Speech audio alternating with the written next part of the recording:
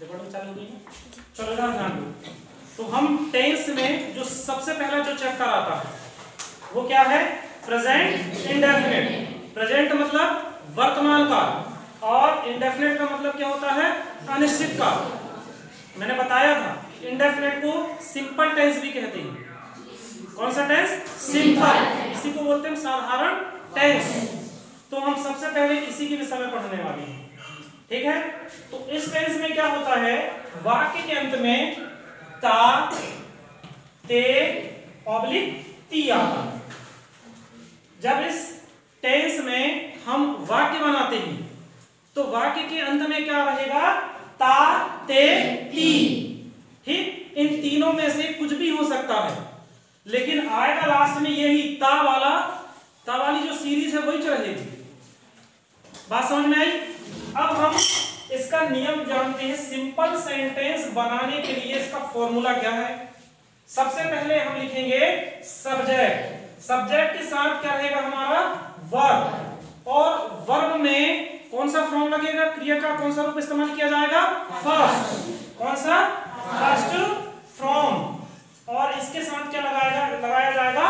Object. अब जरूरी नहीं है कि ऑब्जेक्ट आए, आ भी सकता है, नहीं भी आ सकता, लेकिन अगर आता है तब भी उसके लिखने का जो क्रम रहेगा वो इसी हिसाब से रहेगा, ठीक है? जैसे ये सब्जेक्ट, सब्जेक्ट मींस क्या होता है? कर्ता, मैंने पहले ही बताया है। फिर वर्ब मतलब क्रिया और ऑब्जेक्ट मतलब कर्म। अब इसमें हम सेंटेंस बनाने से पहले हमें ये चीज जान लेनी चाहिए कि कौन कौन से कर्ता का उपयोग जनरली सेंटेंस बनाने में किया जाता है। ऐसे तो बहुत सारे कर्ता हैं, ठीक है ना, लेकिन मुख्य रूप से सबसे पहला आता है आई।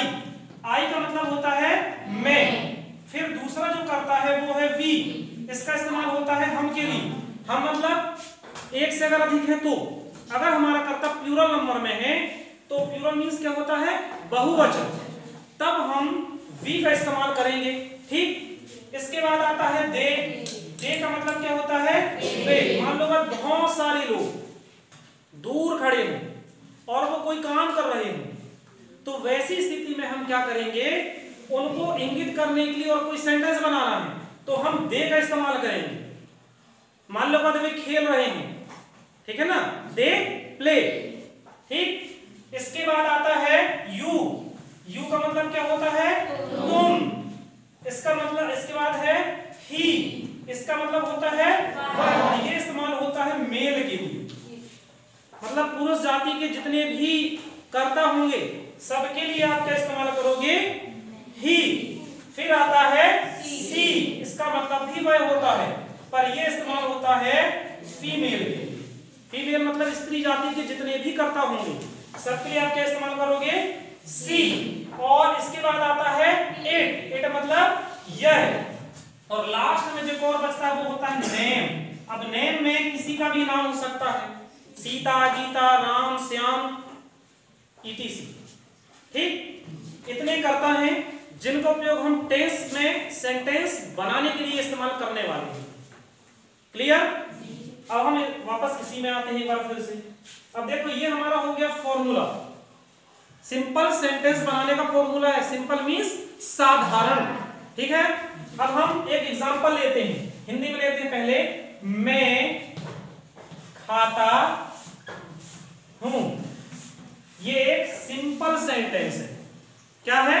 सिंपल सेंटेंस है, ठीक है? अब देखो हमारा जो आई है, मतलब जो मैं है वो क्या है? कर्ता। तो मैं के लिए हम क्या इस्तेमाल करेंगे? आई। क्या इस्तेमाल करेंगे? आई, ठीक है? और खाने की, यहां पे देखो कोई भी ऑब्जेक्ट नहीं है, कोई भी कर्म नहीं है, केवल क्रिया है। तो क्रिया क्या है हमारी? खाना। तो खाना को हम क्या बोलते हैं? ईट। और ये फुल स्टॉप। आई ईट, मैं खाता हूं। ये बन गया हमारा सेंटेंस। एकदम सिंपल है, ठीक? उसको टच करो।